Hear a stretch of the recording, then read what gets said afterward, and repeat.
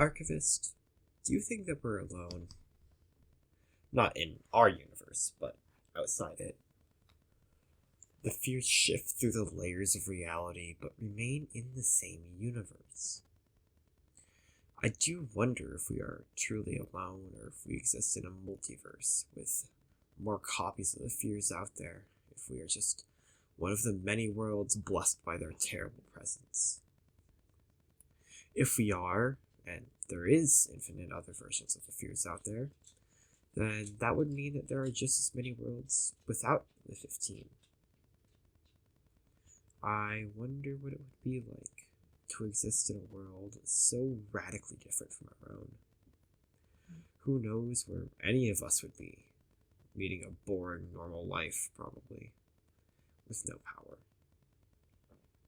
Or perhaps some of us would have power, as world leaders or other officials, however they gain the title. But that is not for us to know. We who cower and praise our respective beings. We who feed them. The broadcast is the grandest of rituals. It is not one of the eye, far from it. Jonah's Watcher's Crown was meant to bring all the 15 fears into the world at once, with the eye reigning supreme, to allow them passage from the fringes of his reality into it in full. His ritual had some use to us. Your performance of it worked as a summons to the fears, called them through the crack in reality that is the Magnus archives, and captured their attention. After that, it was just a matter of severing their ties to the previous reality and letting them enter the same space in which they dwelt in the show in our reality. And there they will remain until someone gets another ritual off. Jonah once said that the archivist is a bit of a misnomer for the role, that instead it would be more appropriate to call the position the archive. The broadcast falls into the same trap. It serves as an archive of an archivist, a ritual almost a year in the making, fed by the podcast, the development of a young archivist, and the input of tens of watchers, not all wittingly and not all of the eye, balanced in equal measure, with each opposing fear added to you, to the archive, to the broadcast, with 15 end goals. Well, 14, as I believe Terminus would rather just wait. You may be wondering who I am, who we are, what this is. You've heard my statement. I turned from the spiral to the eye.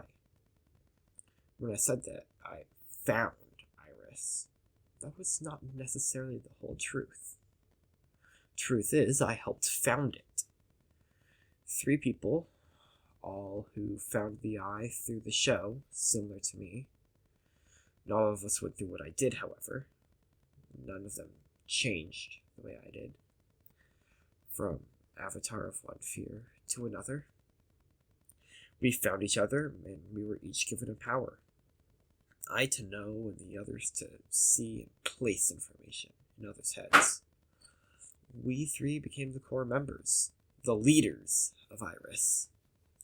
We began to attract the attention from exactly the right kind of people, the curious sort, who could also drop everything on a dime and move to Turkey.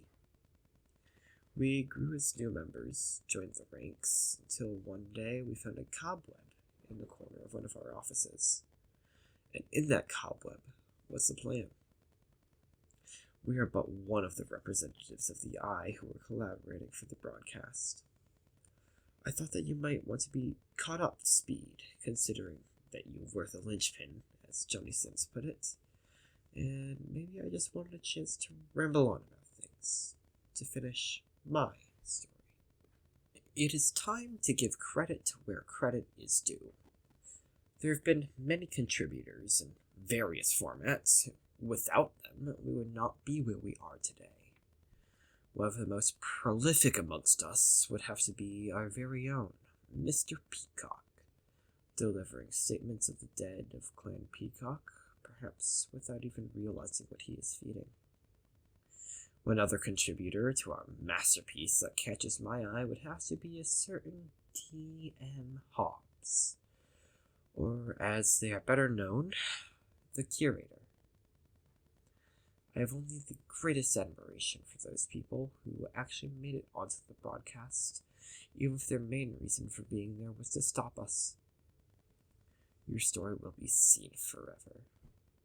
You have been immortalized as a part of the tether keeping our archivist from losing their way. Which brings me to my final topic. We are still here. You didn't banish anything. All you did was pause the broadcast. All you did was sacrifice a friend, archivist. Nothing more, nothing less. I hope you enjoy your vacation, because when you inevitably come back to us, we'll be waiting. You deny it, but you are still our pupil. We shall tend to the broadcast in your absence. Until next time, Edwin. Until next time.